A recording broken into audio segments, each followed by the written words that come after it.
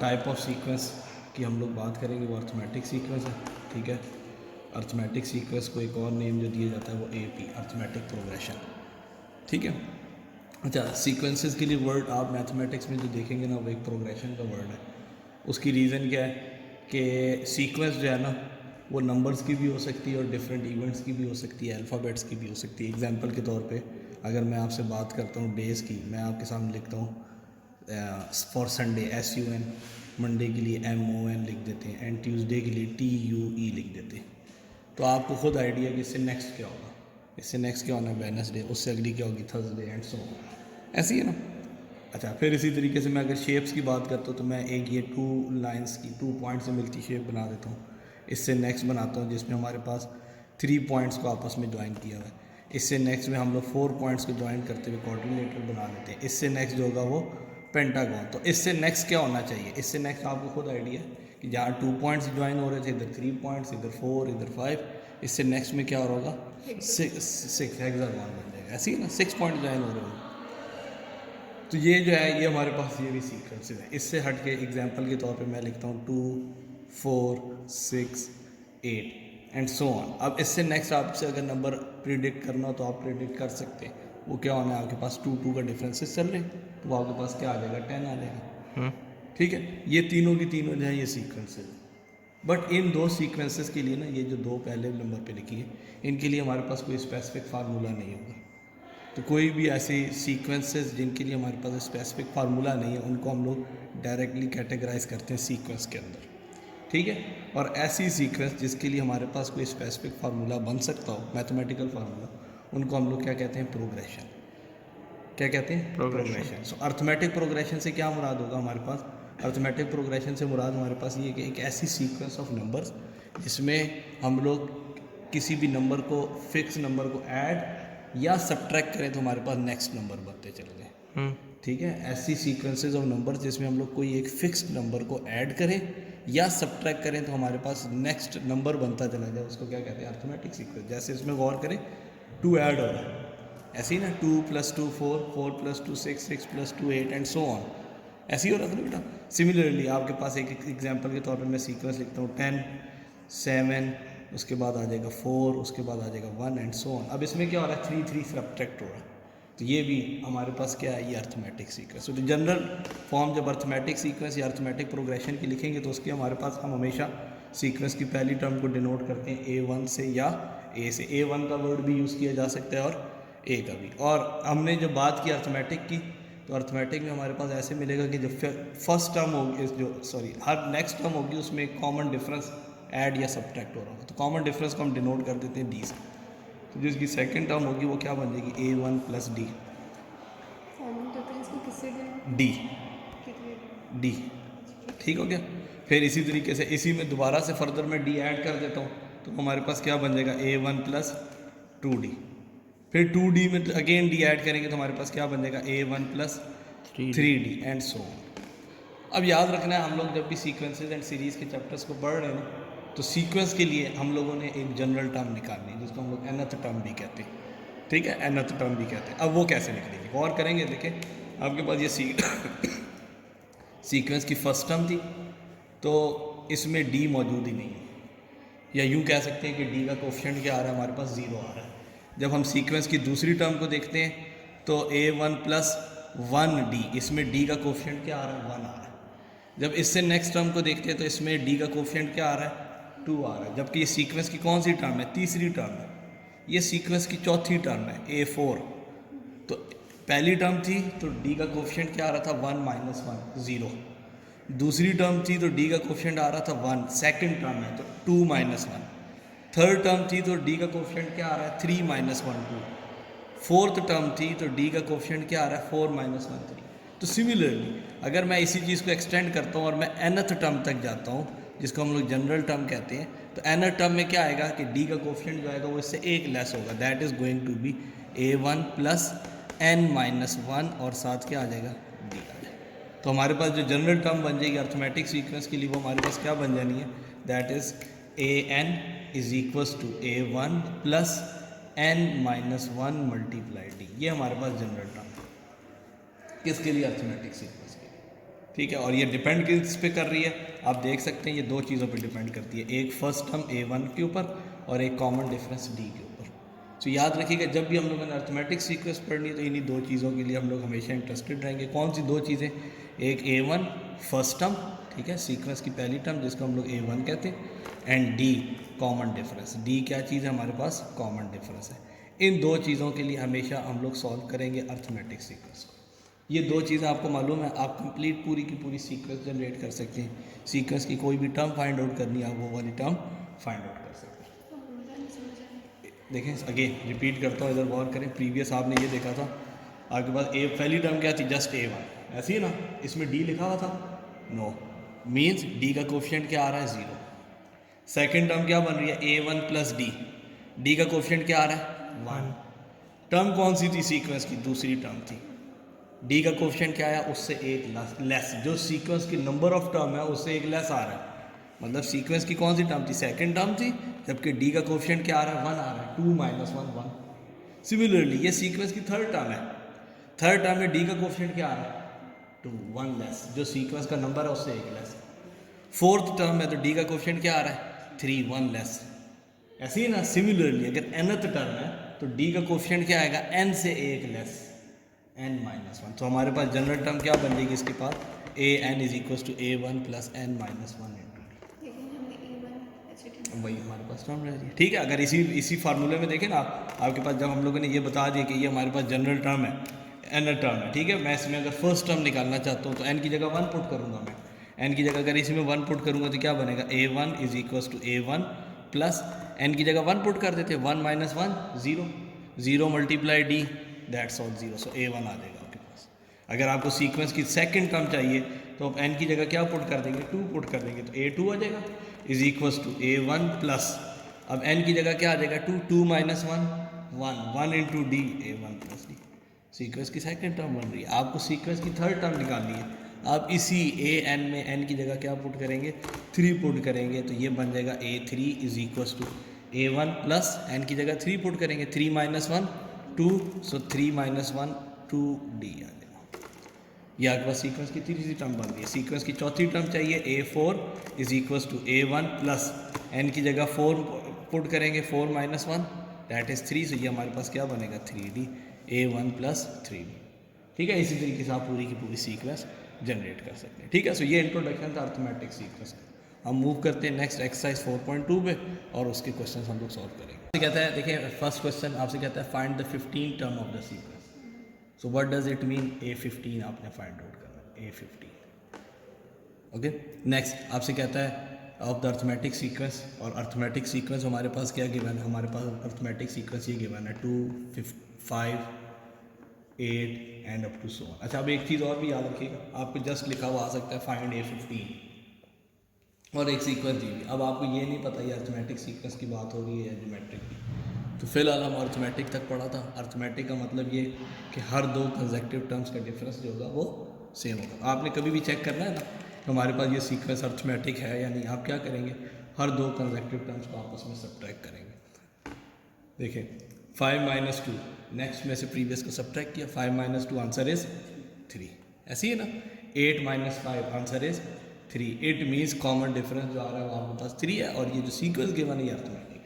ठीक है, क्वेश्चन में गिवन था आपको अर्थमेटिक सीक्वेंस तो होना था ऐसा, लेकिन अगर पेपर में ऐसा सवाल आ जाता है आपके पास कि सीक्वेंस का नेम नहीं गिवन, तो आपने पहले ये चेक करना है आइदर इट इज़ अर्थमेटिक और ज्योमेट्रिक। ज्योमेट्रिक हम लेटर ऑन डिस्कस करेंगे। ठीक है, अब आपको चाहिए दो चीज़ें, हमने स्टार्ट में बात की थी, दो चीज़ें हमें चाहिए, एक फर्स्ट टर्म, एक कॉमन डिफरेंस। ओके, सो इस सीक्वेंस के अकॉर्डिंग आपके पास जो सीक्वेंस गिवन है which is 2 5 8 and up to so on.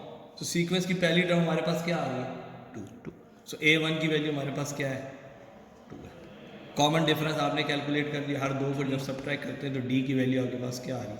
3 आ रही है। A1 भी आ गया, D भी आ गया। कहता है सीक्वेंस की 15th टर्म निकालें, तो जो वो n लिखा हुआ था n की जगह क्या आ गया आपके पास? 15 आ गया। तो n भी आपको गिवन है, n इज इक्वल टू 15। ठीक है, तो आपको n भी गिवन है। अब आपके पास क्या है? जनरल टर्म फार्मूला है। We know that general term formula an is equal to A1 plus n minus 1 into D। हम इस जनरल टर्म फार्मूला में वैल्यू सब्स्टिट्यूट कर देंगे। ठीक है, हमें 15th टर्म चाहिए तो n की जगह 15 पुट कर देते हैं, सो ये हमारे पास आ जाएगा A15 is equals to A1 plus 15 minus 1 14D। Okay, अब बाकी वैल्यू सब्स्टिट्यूट करते हैं। देखें A15 is equals to A1 की वैल्यू हमारे पास थी 2 सब्स्टिट्यूट कर दिया प्लस 14 एंड D की वैल्यू हमारे पास क्या आ रही थी 3। सो 14 3 times 42, so 2 plus 42 and answer is 44। So A15 इस सीक्वेंस की जो 15th टर्म होगी वो क्या होगी 44। ये क्वेश्चन है, ठीक है। कहता है सेकंड क्वेश्चन में आपसे कहता है find the first term of an arithmetic sequence, the first term of an arithmetic sequence is 8। सीक्वेंस की जो फर्स्ट टर्म है वो 8 है, मतलब A1 आपको गिवन है। And the 21st term is 108, और 21st टर्म जो है वो क्या है 108। फाइंड द 7th टर्म, आपने कौन सी टर्म निकालनी है 7th टर्म निकालनी है। सो A1 इज 8, आपको कहते हैं ना 8 है, तो A1 की वैल्यू आ गई 8, जो गिवन डाटा पहले वो लिखते हैं, A1 की वैल्यू 8 आ गई। नेक्स्ट आपसे कहता है and the 21st term A21 is equals to 108, और A21 किसके इक्वल आ रहा है 108 की equal. What we need to calculate A7 की वैल्यू हमने फाइंड आउट करनी, ठीक है, ये हमने कैलकुलेट करना। चलिए अगेन कैलकुलेशन किसकी मदद से करनी है, जनरल टर्म फार्मूला की मदद से। सॉल्यूशन देखिए बेटा, आपके पास A1 मौजूद है, आपको एक और चीज़ क्या चाहिए D चाहिए। कॉमन डिफरेंस D आ जाए, आप सीक्वेंस की जौन सी टर्म निकालना चाहें आप निकाल सकते हैं, ऐसे ही है ना। ओके, दूसरी इन्फॉर्मेशन हमें क्या गिवन है A21, तो मैं इसको यूज़ करूँगा। कैसे यूज़ करूँगा, देखिए we know that general term formula AN is equals to, या nth term formula A1 plus N minus 1 into D। इस फार्मूला की मदद से ना मैं इस A21 को A1 और D की टर्म्स में लिखूंगा। क्या करूँगा, A1 और D की टर्म्स में लिखूंगा। कैसे लिख सकता हूँ, देखें मुझे A21 की वैल्यू मालूम है ना 21th टर्म की, मैं इसी जनरल टर्म फार्मूला में N की जगह क्या पुट कर देता हूँ 21, put N is equals to 21, N की जगह क्या पुट कर देते हैं 21। तो ये हमारे पास क्या बन जाएगा A21 is equals to A1 plus N की जगह 21 आ जाएगा, 21 माइनस 1 20D, ऐसी है। अब जो जो वैल्यूज आपको मालूम है वो सब्स्टिट्यूट कर देते हैं। आपको A21 की वैल्यू मालूम है विच इज़ 108, तो जहाँ A21 लिखा हुआ है वहाँ पे 108 पुट कर दें, जहाँ A1 लिखा हुआ है वहाँ पे 8 पुट कर दें प्लस 20D। अब 8 इक्वेशन की दूसरी साइड चला जाता है, 108 minus 8 this is equals to 100 and this is 20D। अब 20 दूसरी साइड जाकर डिवाइड करेगा and 100 dividing by 20 we get 5, so D is equals to 5। अब आप गौर करेंगे D की वैल्यू 5 आ गई। A1 ऑलरेडी गिवन था आपको 8, अब आपके पास A1 और D आ गया, आप जो मर्जी टर्म निकालना चाहे आप निकाल सकते हैं, ऐसी है ना। आपको कौन सी टर्म चाहिए 7th टर्म चाहिए, तो अगेन इसी nth टर्म फार्मूला में हम n की जगह अगर 7 पुट करते हैं, put n is equals to 7 in nth term formula, तो nth टर्म फार्मूला में हमारे पास क्या बन जाएगा A7 is equals to A1 plus 7 minus 1 6D। हमने 7 क्यों पुट किया, बिकॉज क्वेश्चन की रिक्वायरमेंट थी आप 7th टर्म निकाल के दिखाएं। मुझे क्वेश्चन में क्या देता है कि 10th टर्म निकालना, तो मैं इसी nth टर्म फार्मूला में n की जगह 10 पुट कर देता हूँ। मुझे कहता है 25th टर्म निकालना, तो मैं n की जगह 25th पुट कर देता हूँ। तो जो रिक्वायरमेंट होगी वो वैल्यू पुट कर दी, n की जगह 7 पुट कर दिया, तो ये बन गया A1 प्लस 6D। किस पे डिपेंड कर रहा है, A1 और कॉमन डिफरेंस D पे, फर्स्ट टर्म और कॉमन डिफरेंस पे, ऐसे ही ना। तो वो वैल्यूज हमारे पास ऑलरेडी मौजूद है, हम सब्स्टिट्यूट कर देते हैं। A1 की वैल्यू 8 प्लस 6 एंड D की वैल्यू 5, तो 6 5 टाइम्स 30, 30 प्लस 8 इज 38, ये आंसर आ जाएगा A7। तो सीक्वेंस की जो 7th टर्म है वो हमारे पास क्या आ रही है 38 आ रही है। लेकिन हमने n की जगह 108 की पुट किया था, A1 भी तो पुट कर सकते थे। इधर 108 की पुट किया था बिकॉज A21 की वैल्यू हमारे पास जो गिवन डाटा है ना उसकी मदद से A1 और D निकाला, तो गिवन डाटा में A1 था, दैट्स गुड हो गया। फिर उसके बाद नेक्स्ट हमें D चाहिए था, वो किसकी मदद से आएगा A21 की मदद से, बिकॉज A21 हमें गिवन था 108। हम ये भी तो पुट कर सकते थे A1 पुट किया, जहाँ A1 था उधर 8 पुट किया, जहाँ A21 था वहाँ पे 108, इन दो को सब्स्टिट्यूट करके D इवैल्यूएट किया, ठीक है। D आ गया, A1 ऑलरेडी गिवन था, D और A1 को सब्स्टिट्यूट करके अब आप कौन सी भी टर्म निकालना चाहे आप निकाल सकते हैं, ठीक है। अर्थमेटिक प्रोग्रेशन, हमारे पास अर्थमेटिक प्रोग्रेशन गिवन है 6 9 12 up to 78। This is a finite sequence, ये फाइनाइट सीक्वेंस है। फाइनाइट सीक्वेंस से मुराद क्या हो गया कि जिसके अंदर लिमिटेड नंबर ऑफ टर्म्स है। ये 6 से स्टार्ट हो रही है नेक्स्ट टर्म 9 है, फिर 12 और कहाँ तक जा रही है 78 तक। सो फाइनाइट डिस्टेंस में आप कह सकते हैं कि इस सेंस में कह सकते हैं कि 6 से स्टार्ट होकर 78 में एंड हो रही है, ठीक है। तो आपसे कहते हैं how many terms are there in this sequence, इस पूरी सीक्वेंस में कितनी टर्म्स हैं। इसी क्वेश्चन को चेंज करके ना वो इस तरीके से भी आपसे पूछ सकता है कि आपको यूँ ही सीक्वेंस दी हुई हो 6, 9, 12 एंड सो, और आपसे पूछा जाए is 78 a part of sequence और नॉट, कि 78 इस सीक्वेंस का हिस्सा है या नहीं है। तो याद रखिएगा दोनों क्वेश्चन में आपने सेम वे में सॉल्व करना है, ठीक है। टेक्निक क्या होगी, आपसे ये कहता है find the number of terms. Number of terms निकालने का मतलब क्या हो गया, हमें n फाइंड आउट करना है। n बता रहा होता है नंबर ऑफ टर्म्स, ठीक है। कब नंबर ऑफ टर्म्स निकालनी है आपको, इन एन अर्थमेटिक प्रोग्रेशन। किस में, एक अर्थमेटिक प्रोग्रेशन जो हमें ये गिवन है 6, 9, 12 एंड अप टू एक फाइनाइट सीक्वेंस और 78 पे आके एंड कर। तो कह रहा है एक सीक्वेंस है जो 6 से स्टार्ट होकर 78 तक जा रही है। आप ये बताएं इस पूरी सीक्वेंस में टोटल नंबर ऑफ टर्म्स कितनी है, ठीक हो गया। दूसरा वे मैंने आपसे क्या बताया कि इसी क्वेश्चन को वो इस तरीके से भी चेंज कर सकता है। आपको सीक्वेंस यही लिख के दे 6, 9, 12 एंड सो ऑन, 78 ना लिख के दे, आपसे क्या है कि चेक करें कि 78 इस सीक्वेंस का हिस्सा है या नहीं है। इस sequence 78 is a part of the sequence और नॉट, ठीक है। वो दूसरा वे होगा हमारे पास सॉल्व करने का, ठीक है। सो दोनों में आपने जो टेक्निक होगी वो सेम रहेगी। अब कैसे होना है सॉल्व, देखें सोल्यूशन देखिए, हमारे पास गिवन सीक्वेंस जो है वो ये 6, 9, 12 एंड अप टू 78। तो आपको सीक्वेंस की दो चीज़ें चाहिए होती है अर्थमेटिक सीक्वेंस की। कौन सी दो चीज़ें, first term a1 common difference d। So here a1 first term हमारे पास क्या आ रही है 6 and the common difference d कैसे आता है बेटा, हर दो कंसेक्टिव टर्म्स को आपने सबट्रैक्ट करना है। सो 9 माइनस 6, 12 माइनस 9, 3, ऐसे ही है ना। सो d हमारे पास क्या आ जाएगा 3 आ जाएगा। अब फर्स्ट टर्म भी है और कॉमन डिफरेंस भी है। आपको ये देखना है ये जो 78 है ये सीक्वेंस का कौन से पार्ट है, कौन से नंबर पे टर्म मौजूद है, ठीक है। सो हम लोग ये कह देंगे कि इस जिस टर्म को आपने फाइंड आउट करना है उसका नंबर ऑफ टर्म हम उसको an नेम दे देंगे। an is equal to 78। हमने ये फाइंड आउट करना है इस n की क्या वैल्यू है, इस सीक्वेंस के किस नंबर पे है। जैसे a1 की वैल्यू 6 है, a2 की वैल्यू 9 है, a3 की वैल्यू 12 है। इसी तरीके से an ये कौन सा नंबर है जिस पे 78 आ रहा है, ठीक है बेटा। सो अब हम अगेन जनरल टर्म फार्मूला में वैल्यूज पुट करते हैं। an general term formula an is equal to a1 plus n minus 1 into D, ऐसे ही ना। इसमें वैल्यूज पुट करते हैं। an की जगह क्या आ जाएगा हमारे पास 78 आ जाएगा, इज इक्वल टू a1 की जगह आ जाएगा 6 प्लस n माइनस 1, n की वैल्यू हमने फाइंड आउट करनी है, d की जगह हमारे पास आ जाएगा 3। ओके अगेन 6 इक्वेशन की दूसरी साइड चला जाएगा, 78 में से 6 को सब्ट्रैक्ट करें, 72 n minus 1 into 3 and then 3 इस साइड मल्टीप्लाई हो रहा है, दूसरी साइड आएगा तो डिवाइड हो जाएगा। 72 को 3 से डिवाइड करेंगे तो 24। So n minus 1 is equal to 24, n minus 1 उस साइड जाता है, ऐड हो जाएगा 24 के साथ, तो n इज इक्वल टू 25।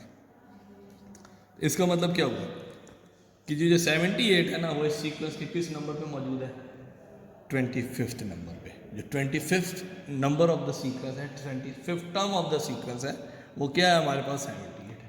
अच्छा इसी क्वेश्चन को थोड़ा सा चेंज करता हूँ मैं आपसे कहता हूँ, चले आप मुझे ये बताएं, इसी क्वेश्चन को एक न्यू वे में लिखते हैं। Is 80 a part of sequence. Sequence हमारे पास कौन सी गिवन है, 6, 9, 12 एंड अप टू सो। मैंने 78 को नहीं यूज़ किया, मैंने 80 को यूज़ कर दिया। आपने चेक करना है कि 80 इस सीक्वेंस का हिस्सा है या नहीं। सेम ऐसे ही सॉल्व होगा।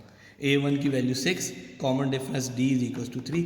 हमने अब यहाँ पे 80 को चेक करना है तो an की जगह हम किसको लेट कर लेंगे, 80 को लेट कर लेंगे, ठीक है। ये सेकंड क्वेश्चन बना दिया। इधर से हट के जो क्वेश्चन आ सकता है आपके पास इससे मिलता जुलता, तो a1 की वैल्यू आपके पास यहाँ पे 6 बन रही है, d की वैल्यू आपके पास 3 बन रही है, और यहाँ पे क्योंकि हम लोगों ने 80 को चेक करना है तो an की जगह क्या लिख देंगे 80। So n term formula an is equal to a1 plus n minus 1 into D. इसमें वैल्यूज पुट करते हैं, an की जगह 80, a1 की जगह आ जाएगा 6, n माइनस 1 इंटू डी की जगह आ जाएगा हमारे पास 3। एंड देन आप फर्दर सॉल्व करें, देखिए 80 में से 6 सब्ट्रैक्ट करेंगे, आंसर आएगा 74 is equal to n minus 1। अब 3 इधर डिवाइड करेगा, 74 को कम्प्लीटली डिवाइड ही नहीं कर पाते, ऐसे ही है ना। तो ये आ जाएगा 74 by 3 is equal to n minus 1। Minus 1 इधर आएगा, ऐड हो जाएगा, so it is going to be n is equals to 74/3 plus 1 and answer is n is equals to 77/3 which is not a natural number. ये natural number नहीं है, ना आप कह सकते हैं पॉजिटिव इंटीजर है, मतलब आप ये सीक्वेंस का पार्ट ही नहीं है। आप देखिए, आप एक नंबर को ये कह सकते हैं ये सीक्वेंस के फर्स्ट टर्म है, सेकंड टर्म है, थर्ड है, फोर्थ है, फिफ्थ है। आप कभी भी ये नहीं कह सकते ये 1.5 टर्म है, ये 1.7 टर्म है, ये 10.2 टर्म है। तो पॉइंट्स में नहीं आंसर आ सकता, ठीक है। So it mean this is does not belongs to a set of natural number. It means ये जो 80 था ये सीक्वेंस का पार्ट ही नहीं है। मतलब इस सीक्वेंस में आप चलते जाएंगे 6, 9, 12 एंड सो ऑन, इसमें कभी भी 80 आएगा ही नहीं, ठीक है। तो इन दो तरीक़ों से इस क्वेश्चन को पूछा जा सकता है आपसे, ठीक हो गया। ओके, नेक्स्ट पे मूव करते हैं। The nth term of the sequence is given by an is equals to 2n + 7। nth term से क्या मुराद हो गया, ये जनरल टर्म है, ये वो टर्म है जो पूरी सीक्वेंस को जनरेट कर रही है। ये क्या करती है, पूरी सीक्वेंस को जनरेट करती है। तो सीक्वेंस जनरेट किससे हो रही है, इस nth टर्म से 2n + 7 से। नेक्स्ट आपसे कहता है show that it is an arithmetic progression. आपसे नेक्स्ट में ये कहता है आप ये शो करें ये क्या है, ये अर्थमेटिक सीक्वेंस। अर्थमेटिक सीक्वेंस होने के लिए ज़रूरी है कि हर दो कंसेक्टिव टर्म्स का जो डिफरेंस होगा वो सेम होगा। Also find its 7th term. आपसे कहता है इसकी 7th टर्म भी निकालें। सो हमारे पास ए एन की वैल्यू क्या आ रही है, 2n + 7। A N general term दे दी या nth term they the which is 2n + 7, ठीक है। आपने ये चेक करना है इज इट अर्थमेटिक प्रोग्रेशन और नॉट। तो अर्थमेटिक प्रोग्रेशन का मतलब क्या होता है कि हर दो कंसेक्टिव टर्म्स का डिफरेंस सेम आना चाहिए। तो पहले मैं सीक्वेंस बनाता हूँ। देखिए सॉल्यूशन हमारे पास गिवन जो nth टर्म है a n is equal 2n + 7। Sequence बनाने के लिए पहली term put n is equal to 1। जब मैं n की वैल्यू 1 पुट करता हूँ तो ये क्या बन जाएगा, a1 2 × 1 2 2 + 7 9। सीक्वेंस की पहली टर्म आ जाएगी 9। मैं n की जगह 2 पुट करता हूँ तो क्या बन जाएगा, a2 is equal to 2 2s are 4 4 + 7 11। n की जगह 3 पुट करता हूँ a3 2 3s are 6 6 + 7 13। ऐसे ही ना, एंड सो हमें यहाँ से सीक्वेंस बन रही है। नाउ द सीक्वेंस भी, सीक्वेंस हमारे पास क्या बन रही है, वो अर्थमेटिक है या नहीं ये भी चेक करते हैं। नाउ द सीक्वेंस भी, वो हमारे पास क्या बन रही है, 9 11 and 13 up to so. Arithmetic है या नहीं अर्थमेटिक है, ऐसे ही है ना। कैसे, आप सब्ट्रैक्ट करें, d is equal to a2 - a1, ऐसे ही ना। 11 - 9, 11 में से 9 को सब्ट्रैक्ट करेंगे, d is equal to 2। Also d is equal to a3 - a2। आप a3 और a2 को भी सब्ट्रैक्ट करते हैं। a3 की वैल्यू यहाँ पे 13 है, a2 की वैल्यू 11 है। 13 - 11 इज 2। सो d का आंसर आ जाता है आपके पास 2। सो दोनों केसेस में d सेम आ रहा है। So it mean this is an arithmetic sequence. तो आपने ये चीज़ प्रूव कर दी कि ये जो गिवन सीक्वेंस है, hence the given sequence is arithmetic sequence, is an arithmetic progression या अर्थमेटिक सीक्वेंस। ये चीज़ प्रूव होगी। अब आपसे कहता है मैं इसी को नेम भी दे देता हूँ साथ ही, एक है ये जो हमारे पास जनरल टर्म थी। अब नेक्स्ट आपसे कहता था find the 7th term. General term या nth टर्म का मतलब क्या होता है, ये वो टर्म होती है जो पूरी सीक्वेंस को जनरेट करके देती है। तो आपको यहाँ से 7th टर्म निकालनी है। आप इसी इक्वेशन नंबर ए में n की जगह क्या पुट करके 7 पुट कर दे, आपको क्या मिल जाएगी, 7th टर्म मिल जाएगी। So put for 7th term put n is equal to 7 in a में क्या कर दे, n की जगह 7 पुट कर दे। तो equation a implies, equation a आपके पास क्या बन जाएगी, a7 is equal to 2 × 7 14 + 7 is equal to 21। So a7 is equal to 20। This is the answer. 4.2 show that the sequence log a log of ab log of ab square log of ab cube and so on is an arithmetic progression. हमने first of all ये prove करना है this is an arithmetic progression.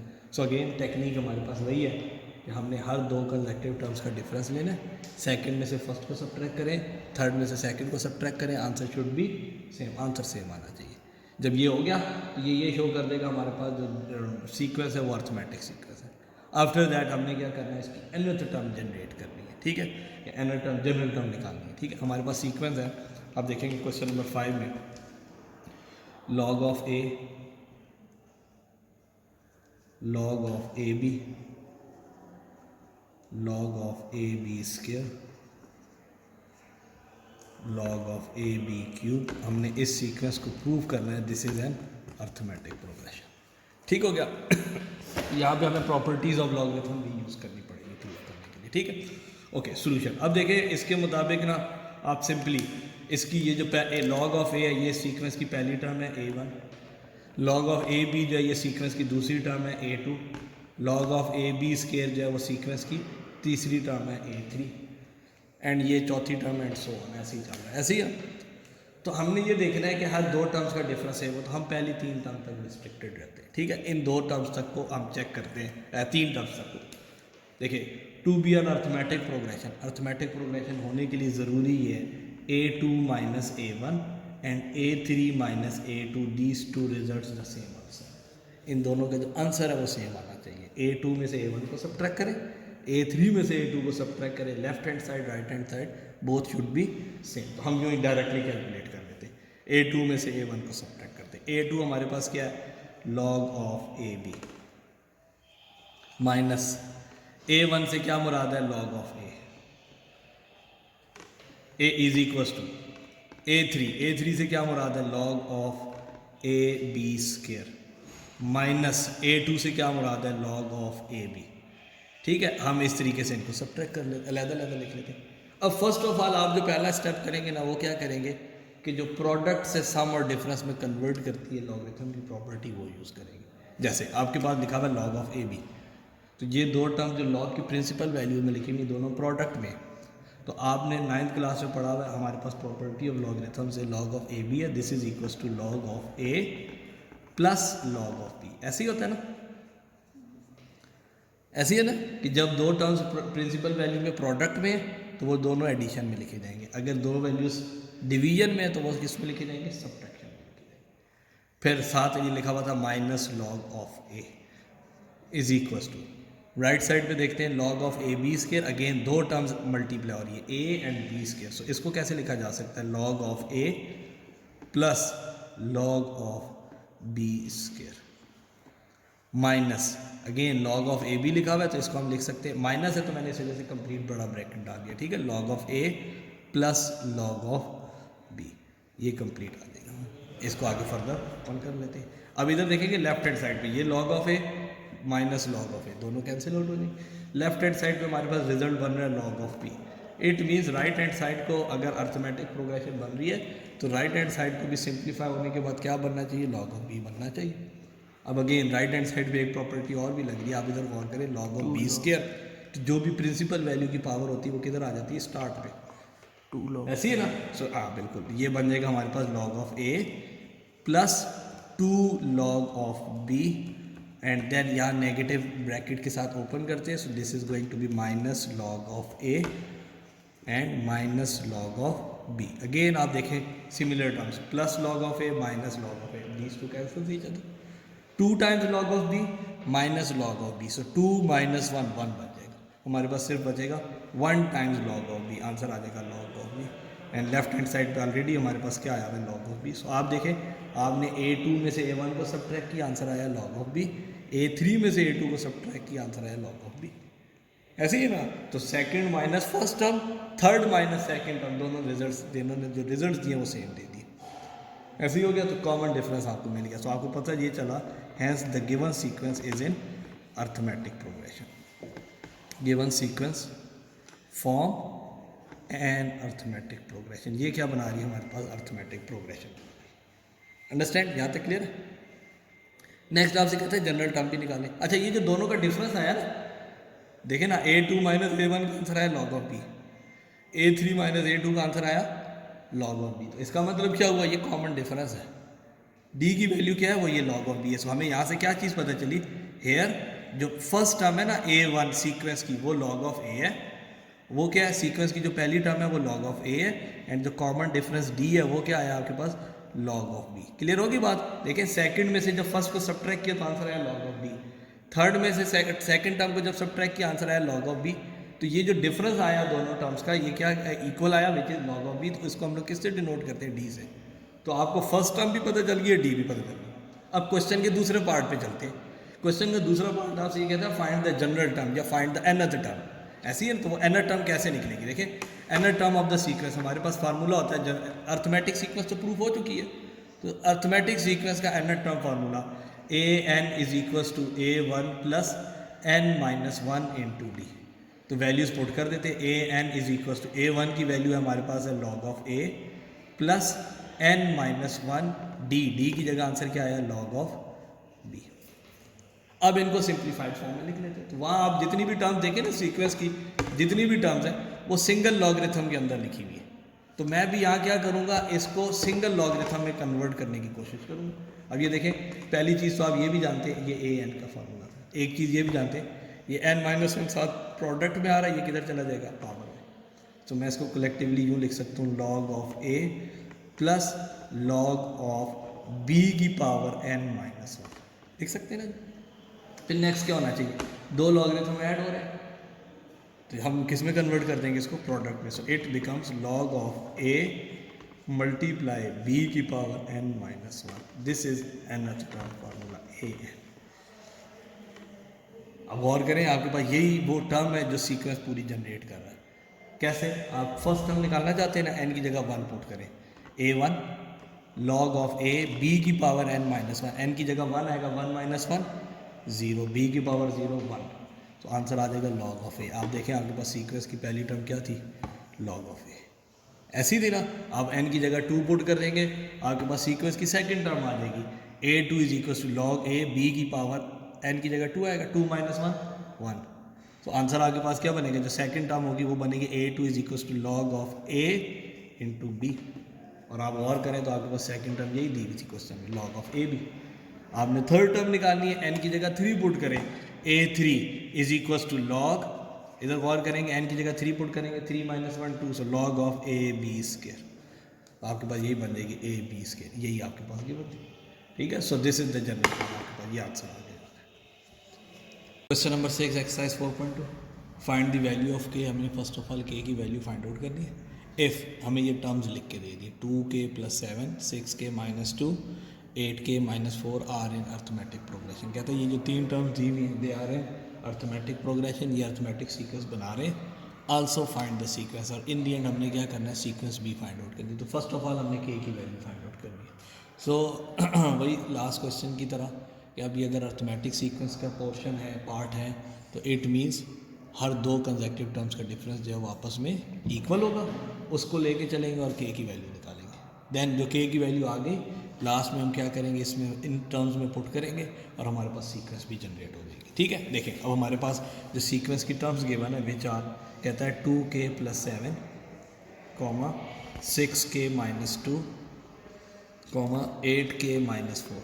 हमें कहता है these terms are in arithmetic progression. ये क्या बना रही है, अर्थमेटिक सीक्वेंस बना रही है। ओके, हमने क्या कर रहे हैं, इसके अकॉर्डिंगली हमने इसके अकॉर्डिंग इसके जो के की वैल्यू ना वो फाइंड आउट करनी है। सो देखिए बेटा, हमारे पास क्या बनेगा सोल्यूशन, देखिए ये जो गिवन टर्म्स हैं these are in arithmetic progression. ठीक है, as 2k + 7, 6k - 2, 8k - 4 are in arithmetic progression. ये अर्थमेटिक प्रोग्रेशन है। सो इट मीन्स ये जो हर दो कंसेक्टिव टर्म्स का डिफरेंस है ये सेम होगा ना, कि second term 6k - 2 - 2k + 7। So, इसका मतलब ये है कि इन पहली सेकंड और फर्स्ट को सब्ट्रैक्ट करें, 6k - 2 - 2k + 7, सेकंड में से फर्स्ट को सब्ट्रैक्ट किया और थर्ड में से सेकंड को सब्ट्रैक्ट किया, 8k - 4 - 6k - 2, तो दोनों के रिजल्ट जो होंगे वो सेम आएंगे। ये अर्थमेटिक प्रोग्रेशन का क्राइटेरिया है। सो इसकी मदद से हम लोग के कैलकुलेट कर सकते हैं। माइनस दोनों साइड्स पे ब्रैकेट्स के अंदर अप्लाई करते हैं, हमारे पास रिजल्ट बनेगा जो अभी तक simplified, that is -2k - 7, 8k - 4 - 6k + 2। ठीक है, ये हमारे पास बन गया। सो अब गौर करेंगे, इसके बाद आपके पास क्या होना है, 6k - 2k this is equal to 4k आ जाएगा आपके पास, -2 - 7 दिस इज इक्वल टू -9। फिर next 8k - 6k this is equal to 2k, -4 + 2 this is equal to -2। हम k वाली टर्म्स को इक्वेशन में एक साइड पे ले जाते हैं और रिमेनिंग टर्म्स को इक्वेशन की दूसरी साइड। सो -9 को राइट साइड पे ले आते हैं और 2k को इधर ले आते हैं। सो ये आ जाएगा हमारे पास 4k - 2k that is equals to 2k minus 9 इस साइड आएगा 9 minus 2 which is equals to 7 and here we get k which is equals to 7/2। हमें k की वैल्यू मिल गई 7/2। नेक्स्ट हमने क्या करना है, हमने वैल्यू फाइंड आउट करनी है, सॉरी सीक्वेंस की टर्म्स की वैल्यूज़ फाइंड आउट करनी है। ऐसे ही ना k आ गया हमारे पास। अब सीक्वेंस क्या बनेगी, देखें नाउ द सीक्वेंस भी, वो क्या बनेगी, नाउ द सीक्वेंस भी। आप क्या करेंगे, जो गिवन टर्म्स गिवन थी ना, जो गिवन टर्म्स थी उनमें आपने जहाँ जहाँ k लिखा हुआ था वहाँ 7/2 सब्स्टिट्यूट करते जाएंगे। ठीक है, सो गौर करें, आपके पास है 2k + 7 है, सो 2k + 7 comma 6k - 2 comma 8k - 4 ये हमारे पास है। ठीक है, हम क्या करते हैं इसमें वैल्यूज़ पुट करते हैं k की, जहाँ जहाँ k लिखा है वहाँ 7/2 सब्स्टिट्यूट कर देते हैं। 2 × k की जगह क्या आ जाएगा 7/2 + 7 कॉमा 6k k की जगह आ जाएगा 7/2 - 2 8k k की जगह क्या आ रहा है 7/2 - 4। सो ये 2 और ये 2 कैंसिल आउट हो जाएंगे, 7 + 7 विच इज़ इक्वल्स टू 14। फिर 2 और 6 कैंसिल आउट होंगे, 3 3 7 टाइम्स 21, 21 में से 2 सब्ट्रैक्ट करेंगे 19 एंड लास्ट में देखें 2 8 से कैंसिल आउट होगा 4 times, 4 × 7 28, 28 - 4 24। So these are the terms. अब आप गौर करें तो ये अर्थमेटिक सीक्वेंस बन रही है ना। देखिए 14, 19 एंड 24, 19 - 14 5, 24 - 19 आंसर इज 5। तो हर दो कंसेक्टिव टर्म्स का डिफरेंस 5 आ रहा है। It mean these are the terms of an arithmetic progression. ये अर्थमेटिक प्रोग्रेशन कैसा, ठीक है। If a6 + a4 is equal to 6, कहता है 6th और 4th टर्म को जब सम अप करते हैं तो आंसर 6 आता है। And a6 - a4 is equal to 2/3 और a6 - a4 इन दोनों टर्म्स को जब सब्ट्रैक्ट किया जाता है तो आंसर इज 2/3। आपसे कहता है फाइंड द अर्थमेटिक सीक्वेंस। आपने अर्थमेटिक सीक्वेंस फाइंड आउट करनी, तो आपका अर्थमेटिक सीक्वेंस क्या, एटलीस्ट फर्स्ट 3 टर्म्स जो है ना वो निकाल के दिखानी इसमें। ठीक है, सो आपके पास टर्म्स जो हैं गिवन, जो आपके पास गिवन डाटा है उसके according a6 + a4 which is equal to a6 + a4 which is equal to 6 and a6 - a4 is equal to 2/3। ठीक है, अच्छा अब आप एक चीज़ ये समझते हैं कि हमारे पास पूरी की पूरी सीक्वेंस जो है अर्थमेटिक सीक्वेंस वो किस पे बेस करती है, फर्स्ट टर्म और कॉमन डिफरेंस पे। ऐसी है ना, फर्स्ट टर्म और वापस से बोले पॉज हुआ था। देखिए a6 और a4 को इस फॉर्म में अगर लिखना चाहें तो वो क्या बनेगा, देखिए n की जगह अगर हम लोग 6 पुट करते हैं तो रिमेंबर a6 का मतलब क्या है, a6 is equal to a1 + 6 - 1 का मतलब हो जाएगा 5, a1 + 5d, ऐसे ही ना बेटा। और a4 का मतलब क्या होगा, a4 इज इक्वल टू, इसी में अगर n की जगह हम 4 पुट करते हैं a1 + 4 - 1 a1 + 3d। सो आपने अपनी आसानी के लिए ये करना है कि जो a6 और a4 है ना उनको इनकी मदद से a1 और d की फॉर्म में लिख लेना है। बिकॉज a1 और d की वैल्यूज़ अगर आपको मालूम होंगी तो आप इजीली क्या कर सकते हैं, पूरी की पूरी सीक्वेंस जनरेट कर सकते हैं। सो हमें गिवन क्या, हमें ये दो इक्वेशंस गिवन है। We are given with a6 + a4 is equal to 6। तो इन दोनों को लिखता हूँ। a6 का मतलब क्या है a1 + 5d, a4 का मतलब क्या है a1 + 3d and answer is 6। Answer क्या आ गया हमारे पास 6। So a1 + a1 2a1, 5d + 3d 8d is equal to 6। ऐसे ही ना बेटा। एंड देन दोनों टर्म्स a6 का मतलब क्या है a1 + 5d अगर a1 और d की टर्म्स में लिखा जाए। a4 का मतलब क्या है a1 + 3d अगर हम लोग a4 को a1 और d की टर्म्स में लिखते हैं। सो हमारे पास गिवन इक्वेशन थी a6 टर्म और 4th टर्म को अगर ऐड किया जाए तो आंसर क्या आता है 6। हम a6 की जगह लिखते हैं a1 + 5d, a6 को हमने एक्सप्रेस किया इन terms of a1 and d, a4 को भी एक्सप्रेस किया इन terms of a1 and d। ठीक हो गया, हमने इस टर्म में लिख लिया हमारे पास। एंड देन हमारे पास ये बन रहा है 2a1 + 8d is equal to 6, ये हमारे पास बन जाएगा। एंड देन हमारे पास ये क्या बनेगी, बोथ साइड आप गौर करें तो 2 से डिवाइड किया जा सकता है, dividing by 2 on both sides.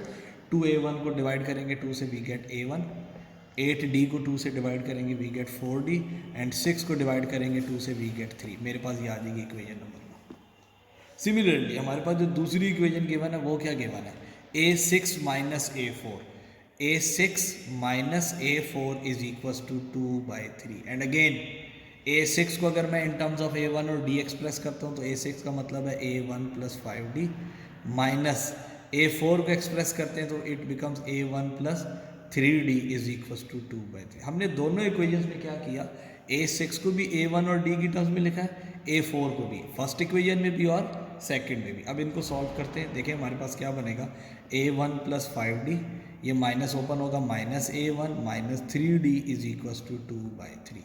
So plus a1 minus a1 cancels each other, 5d minus 3d this is equal to 2d is equal to 2/3।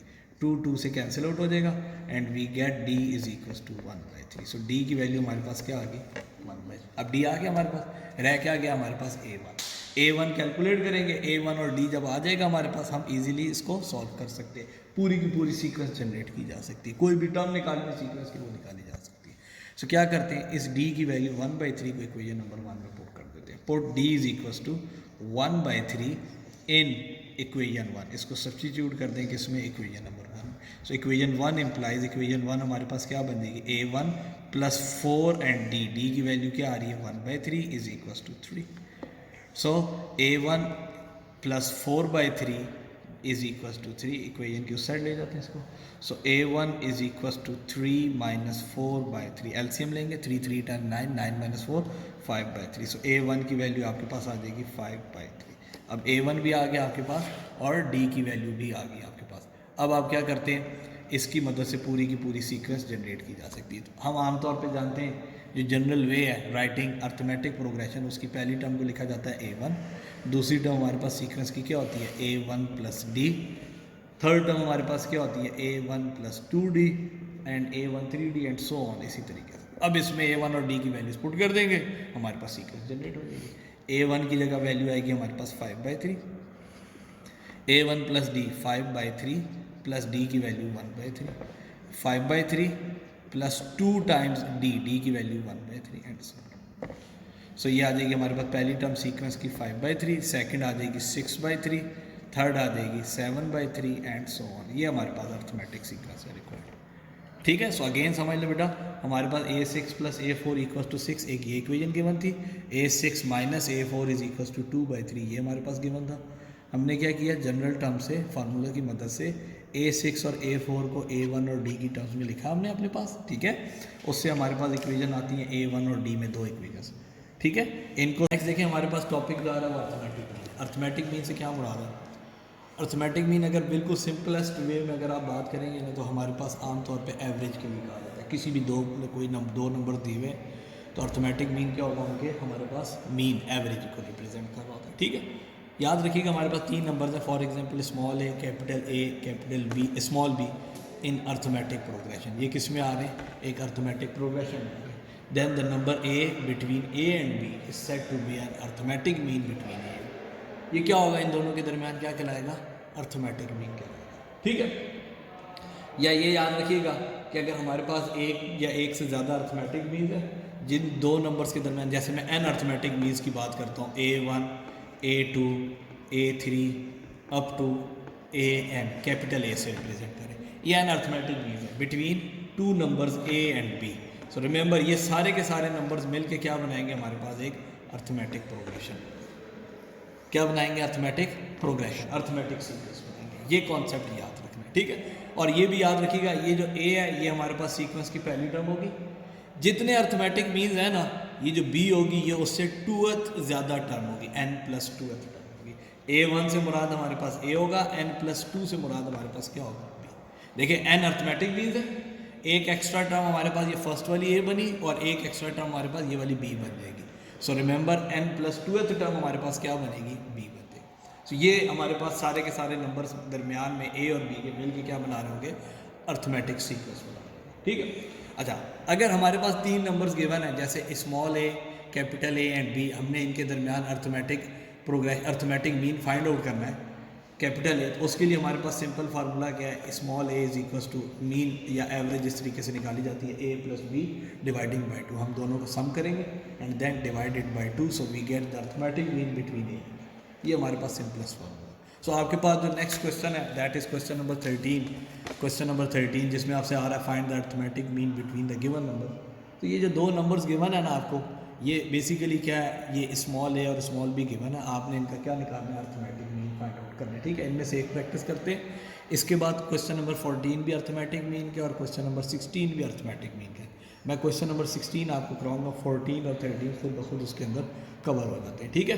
तो 16 इन अ सेंस आप ये कह सकते हैं ज़्यादा इंपॉर्टेंट है बिकॉज वो अपने अंदर इन दोनों को कवर करता है। सो अगर फर्स्ट पार्ट देखते हैं आपसे क्वेश्चन नंबर 13 में आपसे कहता है find the arithmetic mean between 12 and 18। Question number 13 में आपसे कहता है find arithmetic mean between 12 and 18। 12 और 18 के दरमियान हमें अर्थमेटिक मीन निकालना है। तो फर्स्ट नंबर 12 है, इट मीन्स ए की वैल्यू हमारे पास 12 है एंड बी की वैल्यू हमारे पास क्या आ रही है 18 है। And we know that capital A this is equals to A plus B dividing by 2, so this implies capital A is equals to 12 plus 18 dividing by 2।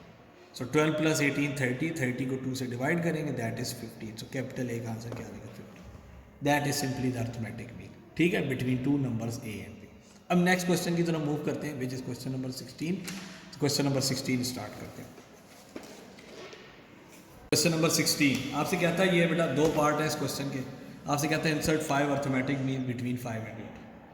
कहता है 5 अर्थमेटिक मीन इंसर्ट करने हैं बिटवीन 5 एंड 8, बिल्कुल वैसे ही जैसे question number 14 आपके पास हो रहा है, ठीक है।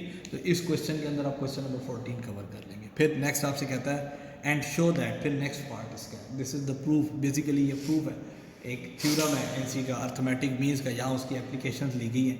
कहता है शो दैट देयर सम, ये जो अर्थमेटिक मीन्स आएंगे, जो 5 अर्थमेटिक मीन्स आएंगे, इनका सम जो है is equals to 5 times the arithmetic mean between 5 and 8। जो 5 और 8 का अर्थमेटिक मीन है ना, उसके क्या है 5 टाइम्स है। तो पहला काम हम ये देखते हैं, हम 5 अर्थमेटिक मीन्स कैसे निकालेंगे, ठीक है। तो हम फर्स्ट पार्ट को अपने यूँ डिवाइड कर लेते हैं, we need to find 5 arithmetic means between 5 and 8। Okay, मैं स्टार्ट यूँ करता हूँ सोल्यूशन। देखिए, लेट द 5 अर्थमेटिक मीन्स, जिनको हम लोग डिनोट करते हैं 5 arithmetic means B A1, A2, A3, A4 and A5। हमने उनको नेम दे दिया ये कि A1, A2, A3, A4, A5 ये 5 अर्थमेटिक मीन्स है। किसके दरमियान बेटा 5 और 8 के दरमियान।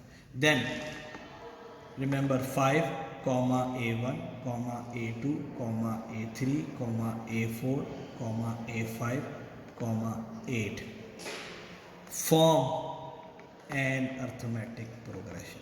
हमने यही पढ़ा था अभी अर्थमेटिक मीन की डेफिनेशन में। हमने क्या पढ़ा कि जिन दो नंबर्स के दरमियान में एन अर्थमेटिक मीन्स आ रहे होंगे, ये सारे के सारे एक सीक्वेंस में अरेंज होंगे, तो ये सारे मिलके क्या बनाएंगे, एक अर्थमेटिक सीक्वेंस बनाएंगे। यही पढ़ा था। इसके मुताबिक इस सीक्वेंस की पहली टर्म क्या है, A1 की वैल्यू हमारे पास क्या आ रही है 5।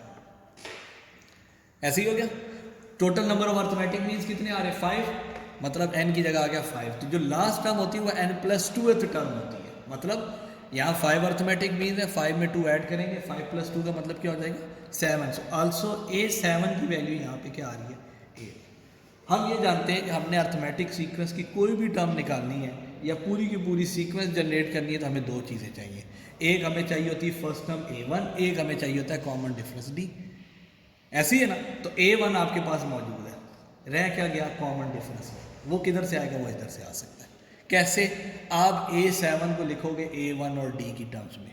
A7 को एक्सप्रेस करेंगे in terms of A1 and D, and then हमारे पास क्या आएगा, फिर हमारे पास क्या आ सकता है, बड़ी इजीली D की वैल्यू आ सकती है। जैसे आप देखें हमारे पास जनरल टर्म फार्मूला है AN = A1 + n-1D।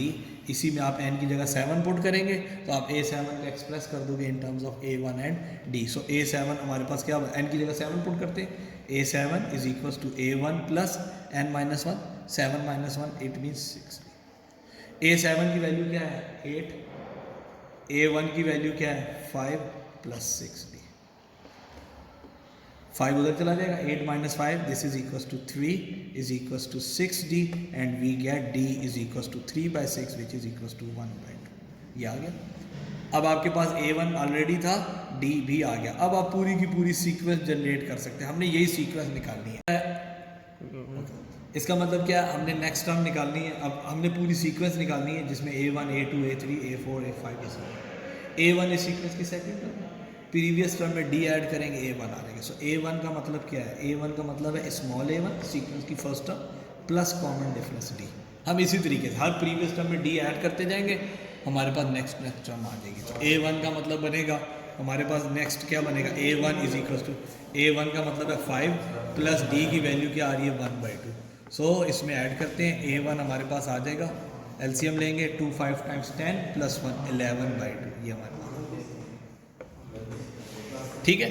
सिमिलरली आपने A2 निकालना है, नेक्स्ट टर्म निकालनी है, प्रीवियस टर्म में D ऐड कर लें, A1 में आप D ऐड कर लें, A1 plus D, so this implies A2 is equals to A1 11/2 plus 1/2, so this implies A2 is equals to 12/2। मैं इसको 12/2 का मतलब 6 है, मैं ऐसे ही लिखे रहने देता हूँ। रीज़न ये कि आगे नेक्स्ट टर्म में ऐड करने के लिए हमें कॉमन डिफरेंस ऐड करना है, उसमें अगेन फ्रैक्शन है तो ईजिली ऐड होता रहेगा।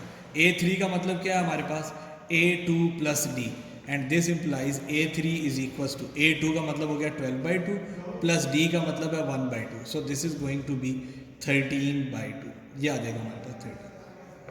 एंड A4 का मतलब क्या है, A3 थोड़ा सा लेंथी हो जाएगा, ठीक है। आपने जब भी नेक्स्ट टर्म निकालनी है और आपके पास प्रीवियस टर्म भी मालूम है, D भी मालूम है आपको, तो प्रीवियस टर्म में D ऐड करते जाए, आपको नेक्स्ट टर्म मिलती जाएगी। सो देखें ना, इस सीक्वेंस की A2 नेक्स्ट टर्म है, A1 उसकी प्रीवियस टर्म है, तो प्रीवियस टर्म A1 में आप D ऐड करेंगे, A2 आ जाएगा। A3 निकालना है तो A2 में D ऐड करेंगे, A3 आ जाएगा। A4 निकालना है, A3 में D ऐड करेंगे, A4 आ जाएगा, ठीक है। सो वही पैटर्न हम लोग अप्लाई करते हैं, A3 प्लस D। A3 की वैल्यू हमारे पास क्या आ रही है, आई थी 13/2, so A4 is equal to 13/2 plus D की वैल्यू 1/2, सो 14/2 हमारे पास बन जाएगा। A4 का आंसर क्या आ जाएगा, 14/2। नेक्स्ट देखेंगे A5 का मतलब क्या है, A4 previous term plus common difference D। सो जब हम इनको ऐड करते हैं तो A5 का रिजल्ट हमारे पास आ जाएगा 14/2 plus 1/2, and this is equals to A5 is equals to 15/2। ये आपके पास 5 के 5 अर्थमेटिक मीन्स आ गए। सो यहाँ आपने जो फर्स्ट पार्ट था ना वो कंप्लीट कर लिया। फर्स्ट पार्ट आपको क्या कह रहा था कि आपके पास इन 5 अर्थमेटिक मीन्स की वैल्यू निकालें, insert 5 arithmetic means between 5 and 8, ये कैलकुलेट हो गया। नेक्स्ट आपसे क्या कहता है, एंड शो दैट, अब हमने नेक्स्ट पार्ट की तरफ करते हैं, कहता है शो दैट देयर सम, इन तमाम अर्थमेटिक मीन्स का sum A1 A2 A3 A4 A5 इन पाँचों को एडअप करें, is equals to 5 times 5 multiply arithmetic means between 5 and 8, 5 और 8 के अर्थमेटिक मीन की इक्वल होगा, ठीक है। सो नेक्स्ट हमने जो शो करना है वो क्या बनेगा, देखिए हमें ये शो करना है, now we have to show that क्या शो करना है, देखिए बेटा हमें कहता है इन तमाम अर्थमेटिक मीन्स का sum A1 A2 A3 A4 and A5, the sum of 5 arithmetic means, ये इक्वल है किस चीज़ के, 5 times the arithmetic mean between 5 and 8। 5 हमारे पास A था, 8 हमारे पास B था, 5 times arithmetic mean between A। अब यहाँ पे हम क्या करेंगे, इनकी वैल्यूज पुट कर देंगे, समझ आई बात। ये स्टेटमेंट हमने प्रूव करके लेकर आनी है। सो हमारे पास ये अर्थमेटिक मीन्स हमारे पास आप देख सकते हैं, A1 की value 11/2 12/2 13/2 14/2 and 15/2, and small a की वैल्यू 5, स्मॉल b की वैल्यू 8। हम ये वैल्यूज इसमें पुट कर देंगे, सो ये हमारे पास बन जाएगा। देखें A1 11/2 12/2 13/2 14/2 15/2, ये 5 अर्थमेटिक मीन्स पुट कर दिए, plus is equal to 5 times the arithmetic mean between 5 and 8, 5 plus 8 dividing by. अब इस इक्वालिटी को सॉल्व करना है, left hand side should be equal to right hand side, left hand side और right hand side दोनों आपस में equal आने चाहिए। सो देखिए बेटा, लेफ्ट हैंड साइड सारे के सारे डिनोमिनेटर सेम है 2, ठीक है, इन सारों को एडअप करेंगे, सो डिनोमिनेटर सेम, तो एलसीएम हमारे पास 2 आ जाएगा, न्यूमिनेटर जस्ट एडअप हो जाएगा, 11 plus 12 plus 13 plus 14 plus 15 is equal to, right side देखें बेटा 5 प्लस 8 13 डिवाइडिंग बाई 2। सो देखिए इनको ऐड करेंगे, 11 plus 12 23 plus 13 36 50 65/2, left hand side बनेगी 6, right hand side 5 × 13 65/2। This is prove, ठीक है। हमने क्या प्रूव किया, हमने पांचों के पांचों अर्थमेटिक मीन्स को एड अप किया, equals to 5 times the arithmetic mean between a and b. Same यही क्वेश्चन अगर 4 अर्थमेटिक मीन्स के लिए आता तो 4 अर्थमेटिक मीन्स को ऐड करें, वो 4 times arithmetic mean between 2 numbers बनेगा। अगर 6 अर्थमेटिक मीन ऐड अप हो रहे होंगे तो 6 times the arithmetic mean between 2 numbers बनेगा, ठीक है। Question number 15, for what value of n, हमें एक एक्सप्रेशन दे दी, a n+1 plus b n+1 dividing by a की पावर है। प्लस बी की power n is the arithmetic mean between a and b. हमें कहता है एन की क्या वैल्यू पुट की जाए कि ये जो एक्सप्रेशन है ना, ये एक्सप्रेशन किस में कन्वर्ट हो जाए, the arithmetic mean between a and b. So हमें ये मालूम है between two numbers A and b arithmetic mean को किससे डिनोट किया जाता है, ए से डिनोट किया जाता है, and that is equals to A plus b divided by 2। ये अर्थमेटिक मीन। बेसिकली हमने क्या करना है, हमने फाइंड आउट करनी है एन की वो वैल्यू कि जब मैं यहाँ पे पुट करूँ तो ये पूरी एक्सप्रेशन कन्वर्ट होकर किस में आ जाए, इसमें आ जाए। ठीक है, ओके। अब इसको सॉल्व करने की टेक्निक क्या है, सोल्यूशन देखिए हमारे पास टेक्निक क्या है हमारे पास। मैं इन दोनों एक्सप्रेशंस को आपस में इक्वेट कर देता हूँ। ठीक है, okay. Equating a n plus 1 plus b raise to power n plus 1 dividing by a की पावर एन प्लस बी की power n with arithmetic mean between a and b. Arithmetic mean between a and b हमारे पास क्या है, a plus b by 2 which is a plus B dividing by 2। इन दोनों को आपस में इक्वेट करता हूँ and solve the equation for the value of n, और एन के लिए हम उस इक्वेशन को सॉल्व कर लेते हैं। ठीक है, सो दिस इम्प्लाइज ये हमारे पास क्या बन जाएगा, ए की power n plus 1 plus b की power n plus 1 dividing by a की पावर एन प्लस बी की power n is equals to A plus B dividing by 2। Cross multiply करते हैं, 2 यहाँ पे क्रॉस मल्टीप्लाई होगा, ए की पावर एन प्लस बी की पावर एन इधर क्रॉस मल्टीप्लाई हो जाएगी, ऐसे ही। So it becomes 2 is equals 2 multiply a की power n plus 1 plus b की power n plus 1 is equals to A plus b multiply a की power n plus b की power n. Okay, अब इनको प्रोडक्ट लेते हैं। सो ये हमारे पास बन जाएगा, ये हमारे पास बन जाएगा 2a की पावर n प्लस 1 प्लस 2b raise to power n plus 1 is equal. अब ये देखें, ये a की पावर n से मल्टीप्लाई होगी, बेसिस सेम, पावर्स ऐड हो जाएंगी, it becomes a raise to power n plus 1। यही a b raise to power n से मल्टीप्लाई होगा, दोनों की बेसिस डिफरेंट है, एज इट इज़ रहेगा a b raise to power n। Next b a की पावर n से multiply होगा, बेसिस डिफरेंट है, एज इट इज़ रहेंगे a की power n into b, and b की पावर n और b आपस में मल्टीप्लाई होंगे, बेसिस सेम, पावर्स ऐड हो जाएंगी, it becomes b raise to power n plus 1। Okay, अब आप गौर करें ना, लेफ्ट हैंड साइड और राइट हैंड साइड दो टर्म्स ऐसी आ रही हैं जिनकी सेम पावर्स है, जैसे ये 2a की पावर n प्लस 1, बेसिस और पावर दोनों सेम आ रही है, a की पावर n प्लस 1। इधर गौर करें 2b की पावर n प्लस 1, इधर b की पावर n प्लस 1। सो इन दोनों टर्म्स को इक्वेशन की एक साइड पे करते हैं ताकि हम इनको फर्दर सॉल्व कर सकें। सो ये हमारे पास यूँ बन जाएगा, देखें 2a की पावर n प्लस 1, जब a n प्लस 1 इक्वेशन की इस साइड आएगा तो ये हमारे पास हो जाएगा minus a raise to power n plus 1। Similarly plus 2b raise to power n plus 1 है, ये b raise to power n plus इस साइड आएगा तो b raise to power n plus 1, ये इज इक्वल्स टू रिमेनिंग हमारे पास terms as it is रहने दी, a b की power n plus a n raise to into b, इधर 2 माइनस 1 1, ये हमारे पास बनेगा a raise to power n plus 1, और ये हमारे पास बनेगा b raise to power n plus 1 is equals to a b की पावर n प्लस a की पावर n इंटू बी। अब नेक्स्ट आपने क्या करना है, आपने वो टर्म्स कंबाइन करनी है जिनमें सिमिलर बेसिस या सिमिलर पावर्स आ गई। जैसे इधर गौर करें, इधर a की बेस में a और पावर में n मौजूद है, इधर गौर करें a में बेस और बेस में a और पावर में n मौजूद है। हम इनको एक साइड पे शिफ्ट कर लेते, पूरी की पूरी वो टर्म्स जिनमें बेस में a और पावर में n आ रहा है वो एक साइड पे आ जाएगा।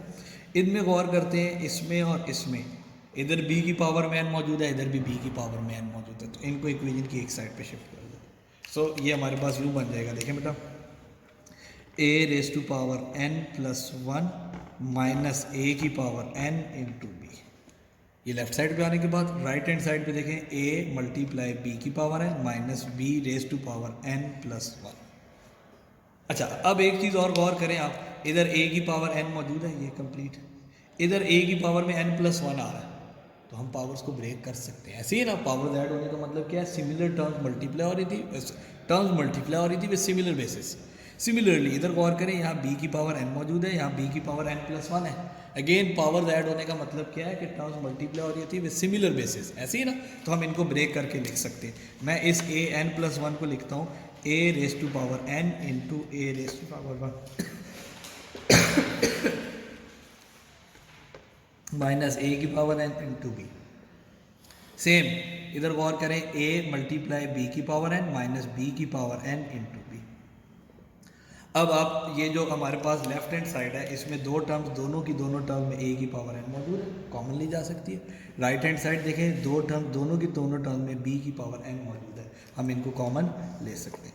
रिमेनिंग हम यहाँ सामने कर लेते हैं। देखिए मैं ए की पावर एन यहाँ से कॉमन लेता हूँ फर्स्ट वाले में से, तो ए की पावर एन कॉमन ली, we are left with a minus b. Right hand side पे गौर करें, बी की पावर एन कॉमन ली, we are left with a minus b.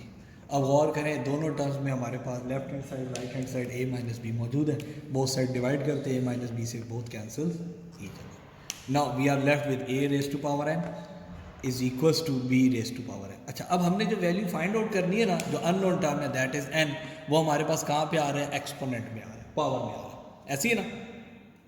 अब हम क्या करते हैं उसके लिए, उसको सॉल्व करने के लिए हमेशा ये टेक्निक याद रखिएगा कि आपके पास बोथ साइड्स जो बेसिस है वो सेम होनी चाहिए। अब यहाँ पे बेस ए आ रही है, इधर बेस बी आ रही है, सेम नहीं है। मैं क्या करता हूँ अपनी आसानी के लिए, ये b raise to power n है, इसको इक्वेशन की लेफ्ट साइड पे ले आते हैं, इधर मल्टीप्लाई हो रहा है, इधर आके divide, a raise to power n dividing by b raise to power n is equal to 1। And collectively मैं इसको लिख सकता हूँ लेफ्ट हैंड साइड को ए बाई बी की power n is equal to 1। अब 1 आने का मतलब क्या है, ए बाई बी यहाँ पे बेस है, इधर भी अगर ए बाई बी बेस होगी तो क्या पावर होनी चाहिए कि आंसर 1 आएगा, that should be 0 power. A raise to a by b की पावर है left hand side, right hand side में ए बाई बी की क्या पावर सेट की जाए कि आंसर 1 आएगा, that should be 0।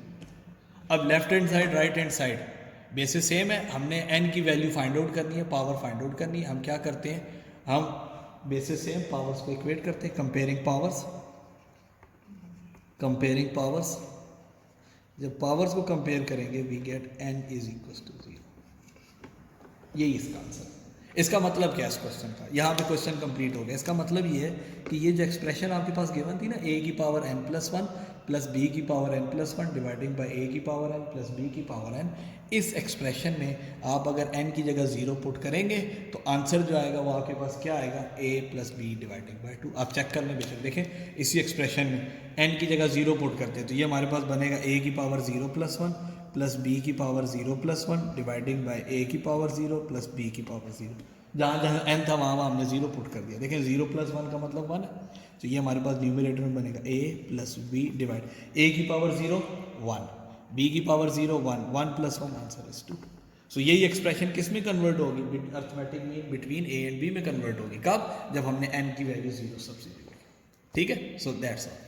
Question number 17 exercise 4.3, there are n arithmetic means between 5 and 32 such that the ratio of third and seventh mean is 7:13। ठीक है, हमें यहाँ पे मीन से रिलेटेड कैलकुलेशन सॉल्व करना है। हमें कहता है फाइंड दी वैल्यू एन की वैल्यूज़ कैलकुलेट करना। अच्छा, एक चीज़ याद रखिएगा, एन अर्थमेटिक मीन्स है। हमने इससे पहले भी जब अर्थमेटिक मीन का क्वेश्चन सॉल्व किया था, हमने एज्यूम किए थे वो जितने भी अर्थमेटिक मीन्स कहे जाते थे, इसमें एन अर्थमेटिक मीन्स कहता है। So let the n arithmetic means be, वो क्या बन जाएगी हमारे पास, let the n arithmetic means be, वो क्या है हमारे पास, A1 A2 A3 up to AN, ये हमारे पास एन अर्थमेटिक मीन्स है। अगर ये एन अर्थमेटिक मीन्स है तो होना क्या चाहिए, ये N arithmetic means between 5 and 32, ये सारे के सारे नंबर्स कलेक्टिवली मिलके क्या बनाएंगे, अर्थमेटिक सीक्वेंस बनाएंगे, अर्थमेटिक प्रोग्रेशन बनाएंगे। देन याद रखिएगा 5, A1, A2, A3 up to AN, 32 form and AP, ये सब मिलके क्या बना रहे हैं, अर्थमेटिक प्रोग्रेशन बना रहे हैं। सो इसका मतलब ये है कि यहाँ पे आपको A1 की वैल्यू मालूम है, इधर आपको A1 की वैल्यू मालूम है, A1 इज इक्वल टू 5। और देखिए एन अर्थमेटिक मीन है, तो ये जो लास्ट टर्म जिसको हम लोग बी कहते हैं, ये n+2 टर्म होती थी, ऐसी ना। तो AN+2 आपके पास क्या आ रहा है, 32। ये इन्फॉर्मेशन आपको गिवन है, एक ये चीज़ गिवन है, दूसरा आपको क्या गिवन है, वो ये गिवन है, आपसे कहता है third and seventh mean, the ratio of third and seventh mean is 7:13। दूसरी इन्फॉर्मेशन आपको क्या गिवन है, वो आपको ये गिवन है आल्सो, क्या, थर्ड अर्थमेटिक मीन को हम लिखते हैं A3, ऐसे ही ना। रेशो सेवंथ अर्थमेटिक मीन को हम लिखते हैं A7, कहता है इन दोनों की जो रेशो है दिस इज इक्वल टू 7:13। आपने क्या, ठीक है, ओके। सो A3 और A7 के दरमियान थर्ड अर्थमेटिक मीन और सेवंथ अर्थमेटिक मीन की रेशो कितनी है, 7:13। आपसे कहता है एन की वैल्यू निकालने की, ये कितने नंबर ऑफ अर्थमेटिक मीन्स है, वो तब आ सकेंगे जब आपके पास डी की वैल्यू होगी, उसके अलावा आप नहीं निकाल सकते, याद रखिएगा। जिस टाइम तक आपके पास डी नहीं है। अब इसको हम रेशो को यूँ लिख सकते हैं, देखिए A3 dividing by A7 is equals to 7 dividing by 13, ऐसी। अब A3 इस सीक्वेंस की कौन सी टर्म है, याद रखिएगा पहली टर्म 5 है, फिर A1 दूसरी टर्म है, A2 तीसरी टर्म है, A3 कौन सी बन रही है, चौथी टर्म बन रही है सीक्वेंस की। तो A3 को हम अगर सीक्वेंस की टर्म्स के हिसाब से देखेंगे तो this is going to be fourth term, और A7 जो सेवंथ अर्थमेटिक मीन है वो सीक्वेंस की कौन सी टर्म बनेगी, 8th टर्म बनेगी 7/13। मैंने आपको बताया आपने n निकालना है, n के लिए आपके पास A1 और D का होना ज़रूरी है। A1 ऑलरेडी गिवन है आपको विच इज़ इक्वल्स टू 5, रह कौन सा गया D, वो यहाँ से निकाल सकते हैं। कैसे, अगर मैं A4 को और A8 को A1 और D की टर्म्स में लिख लूँ, ठीक है। तो A4 किसकी इक्वल होता है, हाँ जी, किस तरह लिखा जा सकता है A4, A1 प्लस 3D। किस तरीके से, A1 plus n-1D, general term formula हम जानते हैं, AN is equals to A1 plus n-1 into D। इसमें n की जगह अगर हम 4 पुट करेंगे तो A1 प्लस 4-1 3D हो जाएगा। सिमिलरली A8 का क्या मतलब होगा, इसी में n की जगह 8 पुट करेंगे तो this is going to be A1 plus 7D, this is A1 plus 7D is equals to 7/13। अब वैल्यूज पुट कर दें, A1 की वैल्यू पुट की जा सकती है, पूरी इक्वेशन आपके पास D में आ जाएगा, D भी आ जाएगा हमारे पास, ठीक है, D की वैल्यू कैलकुलेट हो जाएगी। सो A1 की वैल्यू हमारे पास 5 थी, पुट करते हैं, this is going to be 5 plus 3D, 5 plus 7D, okay 5 plus 3D dividing by 5 plus 7D is equals to 7/13, ठीक है बेटा। अब इनको क्रॉस मल्टीप्लाई करते हैं, आपके पास पूरी इक्वेशन ही D में आ रही है, अब D की वैल्यू कैलकुलेट कर सकते हैं। सो 13 इधर क्रॉस मल्टीप्लाई होगा, ये 5 प्लस 7D इधर 7 के साथ cross multiply, so this is going to be 13 multiply 5 plus 3D is equals to 7 multiply 5 plus 7D। So 13 multiply 5 65 plus 39D and 35 plus 49D। हम D वाली टर्म एक साइड पे कर लेते हैं एंड विदाउट D दूसरी साइड पे कर लेंगे। तो 39D 49D से सब्ट्रैक्ट होगा 10D, 35 65 में से सब्ट्रैक्ट होगा so 30 and D is equals to 3। आपके पास D भी आ गया, A1 भी आ गया, D भी आ गया, रह क्या गया, हमें N फाइंड आउट करना है। सो देखें इस सीक्वेंस की लास्ट टर्म थी AN plus 2 is equals to 32, ऐसी ही ना, okay. We know that general term formula, अब ये पॉइंट बड़ा गौर से समझना है। देखिए बेटा AN is equals to A1 plus n-1 into D। आपको जो टर्म मालूम है ना बेटा वो AN प्लस 2 है, ऐसे ही ना। अब गौर से समझनी ये चीज़, मुझे क्या करना चाहिए, इधर n को रिप्लेस करना चाहिए किससे, n प्लस 2 से। सो पुट n प्लस 2, हम इसमें क्या करते हैं n की जगह क्या पुट करते हैं n प्लस 2, बेसिकली n को रिप्लेस कर दें n प्लस 2 से। तो जहाँ जहाँ n आ रहा है लेफ्ट साइड पे, राइट हैंड साइड पे, उस n को रिप्लेस कर दें किससे, n प्लस 2 से। इट बिकम्स, ये आ जाएगा an प्लस 2, n को लेफ्ट साइड वाले रिप्लेस कर दिया n को by n plus 2, right hand side पे भी जहाँ n आ रहा है उसको रिप्लेस कर देते n प्लस 2 से। n को रिप्लेस कर दिया n प्लस 2 से, साथ आ रहा था -1 एंड साथ क्या आ रहा है D। सो n को रिप्लेस कर दिया n प्लस 2 से। सो AN प्लस 2 आपके पास इसकी वैल्यू है 32, वो सब 32 आ जाएगी। A1 प्लस n प्लस 2 -1, 2 -1 1 हो जाएगा, ये बन जाएगा n प्लस 1 इंटू D। अब आपके पास A1 और D की वैल्यूज हैं, यहाँ पे सब्स्टिट्यूट करेंगे आपको n का आंसर मिलेगा। देखें 32 इज इक्वल टू A1 की वैल्यू आपके पास 5 plus n plus 1 and D की वैल्यू हमारे पास आ रही है 3। सो इसको इस साइड पे ले जाते हैं, 32 minus 5 which is equals to 27 is equals to n plus 1 into 3 divide होगा, so n plus 1 is equals to 9 and n is equals to 8। It means there are 8 arithmetic means between 5 and 32। 5 और 32 के दरमियान कितने arithmetic means हैं, 8 arithmetic means हैं। इस तरह से कि थर्ड और सेवन्थ की जो रेशो है वो कितनी आ रही है आपको, 7:30। So that's all for